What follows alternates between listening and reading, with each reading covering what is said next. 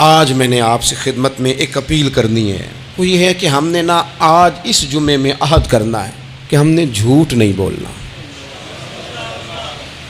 ایک دفعہ ہم نے بچے سے کہا تھا، مجبور تھے، شاید بڑے مجبور ہوں گے ہم، کسی صاحب نے نا بڑی مجبوری میں ایک دن اپنے بچے سے کہہ دیا، وہ باہر آیا تھا بندہ پیسے لینے، اس کا قرض دینا تھا، تنگ دستی تھی، مجبوری تھی، تو اس نے کہا بیٹا ادھر آ، اسے جا کے کہا ابو گھر نہیں۔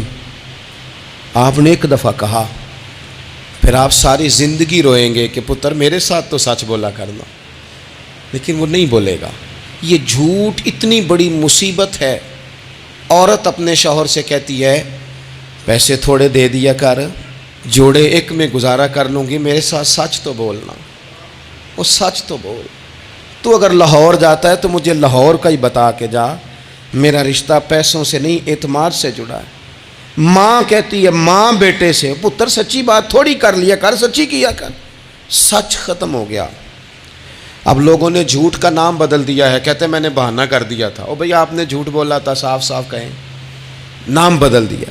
جھوٹ کھا گیا اب میرے ملک کو، جھوٹ کھا گیا اس ملت کو، جھوٹ نے اس امت کو قریب سے آ کے تھام لیا۔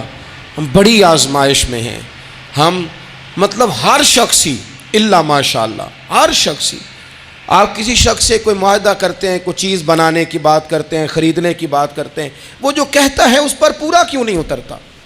وہ غلط بات کیوں کرتا ہے؟ میرے نبی پاک علیہ السلام سے پوچھا گیا مومن بزدل ہوتا ہے؟ حضور نے فرمایا ہو جاتا ہے کبھی، یہ غلطی آ جاتی ہے۔ حضور مومن کنجوس ہوتا ہے؟ فرمایا کبھی ہو جاتا ہے۔ یا رسول اللہ مومن جھوٹا بھی ہوتا ہے؟ تو میرے رسول فرمانے لگے نہیں، میرا کلمہ پڑھنے والا ساری غلطیاں کر سکتا ہے، میرا مومن جھوٹ نہیں بولا کرتا۔ مومن جھوٹ۔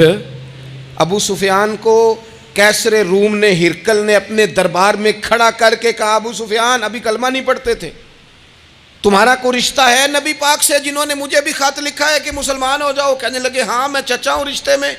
کہا وہ کیسے ہیں پیغمبر؟ تو ابو سفیان کہتے ہیں چونکہ میں مخالف تھا، میں نے وہ ساری باتیں کی جو ہم ان کے خلاف کرتے تھے۔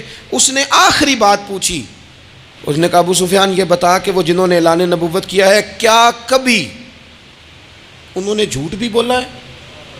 تو ابو سفیان کہتے ہیں کہ ایک منٹ کے لیے میں نے کہا کہہ دوں، مخالفت تھی نا، تو پھر میں نے سوچا یہ تو عرب کی وزاداری کے خلاف ہے، عرب میں سے تو کوئی جھوٹ بولنا پسند ہی نہیں کرتا، اور پھر میں اگر حضور کو معاذ اللہ جادوگر شاعر کہوں گا تو شاید کسی کو ایک منٹ کے لیے متوجہ کر سکوں، اور نبی پاک نے جھوٹ بولا ہے، یہ تو مانے گا ہی کوئی نہیں۔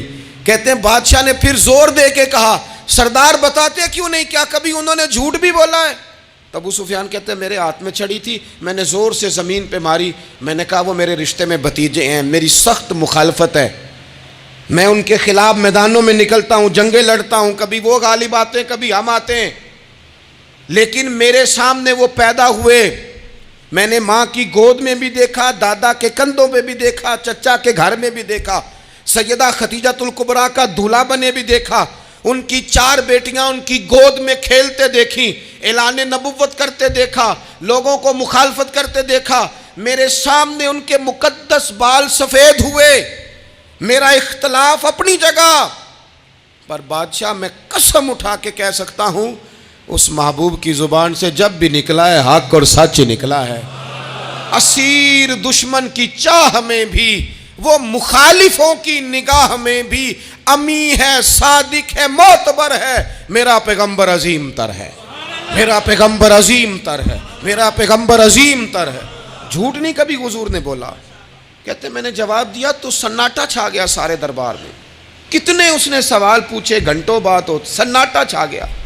اور پھر بادشاہ نے اپنا پرنا اٹھایا، چادر اٹھائی، کندھے پہ رکھی اور جانے لگا، تو میں نے پیچھے سے پلٹ کے کہا بادشاہ اتنے تو نے سوال کیے، اتنے میں نے جواب دیے، رزلٹ کا بھی تو اعلان کرنا، نتیجہ بھی تو دینا، کیا نکلا؟